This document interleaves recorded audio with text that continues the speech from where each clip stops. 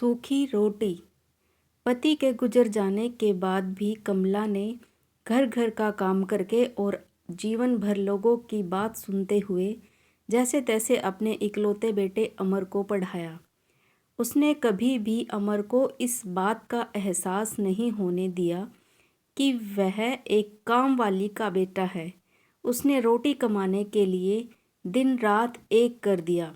सुबह से रात तक जगह जगह काम करके जैसे तैसे वह अपने घर का खर्च चलाती थी, लेकिन उसने कभी भी अमर को किसी भी चीज़ की कमी महसूस नहीं होने दी।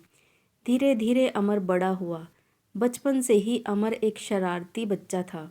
उसने कभी भी यह महसूस ही नहीं किया कि उसकी माँ कमला परेशान जीवन भर की मेहनत रंग गुजारा चलाती और अमर ने अपनी ग्रेजुएशन तक की पढ़ाई पूरी की।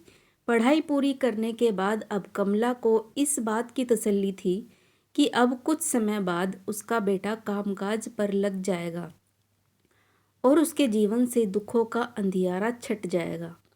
अमर अपनी आदत के अनुसार बहुत ही लापरवाह था, लेकिन अब जब वह बड़ा हो गया था तो कहीं ना कहीं नौकरी तो करनी ही थी। अगर हमेशा नौकरी करने से बचते रहता था, पूरी उम्र प्यार से पला हुआ अमर आलसी हो चुका था।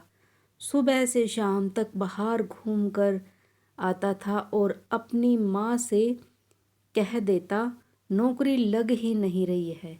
इस बीच कमला इतने घरों में काम कर चुकी थी कि उसने अपनी जान पहचान से अपने बेटे को एक फैक्ट्री में सुपरवाइज़र की नौकरी पर लगवा ही दिया। अब अमर की मजबूरी थी कि वह नौकरी करे, लेकिन कामचोर अमर की काम करने में कोई भी रुचि नहीं थी। उसे पता था कि वह कुछ करे ना करे, उसे तो शाम को अपना आराम से रोटी मिल ही जाती थी। फिर वह काम क्यों करे। लगभग 1 महीने के बाद उसने अपनी माँ से कहा, माँ, नौकरी में मज़ा नहीं आ रहा।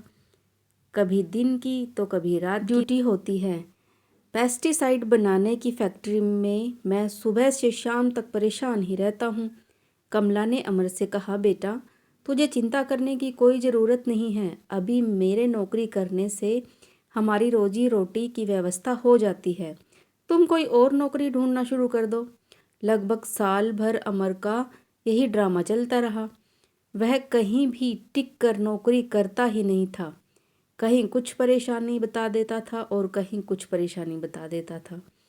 एक दिन अमर घूमते घूमते एक घर के सामने से गुजरा। वहाँ पर उसकी माँ झाड़ू पोछे का काम करती थी। तपती धूप में अमर ने दूर से अपनी माँ को कपड़े धोते हुए और झाड़ू पोछा करते हुए देखा। आज उसे पहली बार कुछ शर्मिंदगी महसूस हुई। तभी उस घर की मकान मालकिन बाहर निकलकर आई और उसने उसकी माँ से कहा, अरे कमला, अब तो बेटा बड़ा हो गया है, बस अब कुछ दिनों बाद तो तुम्हारा संकट कट ही जाएगा। तभी कमला दर्द भरी उसकी आंखों से आंसू छलकने लगा। उसने कहा, मालकिन, रोजी रोटी की दौड़ में मेरा पूरा जीवन निकल गया और मैं जानती हूँ मेरे बेटे का किसी भी काम में दिल नहीं लगता।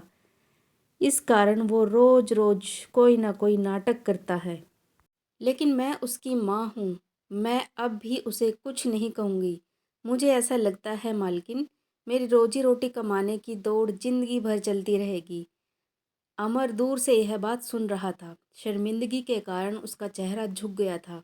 उस दिन के बाद अमर ने किसी भी नौकरी के लिए कोई भी बहाना नहीं बनाया और धीरे धीरे लगभग 1 साल बाद उसने अपनी माँ से आकर बोला, माँ, अब रोजी रोटी कमाने की जिम्मेदारी मेरी है। इसके लिए अब आपको किसी के भी झूठे बर्तन धोने की जरूरत नहीं है। आंसू थे, लेकिन इस बार ये खुशी के आंसू थे। आखिर उसके बेटे को यह पता चल ही गया था कि रोटी कैसे कमाई जाती है। मिलते हैं एक और नई कहानी के साथ, तब तक के लिए जय माता।